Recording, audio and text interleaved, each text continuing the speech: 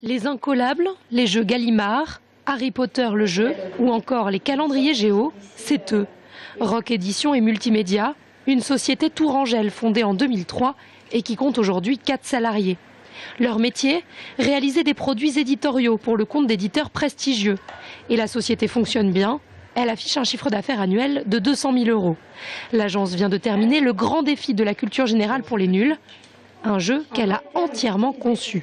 La première chose, c'est la mécanique de jeu. C'est le plus important. C'est la façon dont on va jouer et on va interagir avec le jeu en lui-même. Ensuite, c'est la forme et la compacité de la boîte et le design de la boîte. Et ensuite, on va s'attacher au contenu et à faire travailler des rédacteurs pour travailler les questions-réponses. Et pour que la boîte soit sous les sapins cette année, c'est dès janvier dernier que l'agence s'était mise au travail.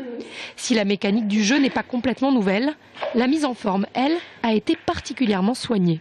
La plupart des boîtes de jeux sont faites sous forme de boîte cloche il y a un appel d'air qui se crée, on n'arrive jamais à les ouvrir. Et donc là, on a imaginé le fait de pouvoir ouvrir la boîte avec un petit rabat aimanté et elle s'ouvre tout simplement comme un livre.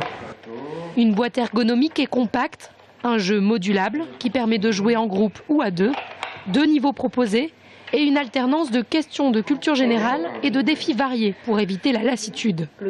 Tout a été scrupuleusement réfléchi par l'agence et le résultat est là. Pour une boîte de jeu de ce type-là, en règle générale, c'est tiré à 7-8 000 exemplaires.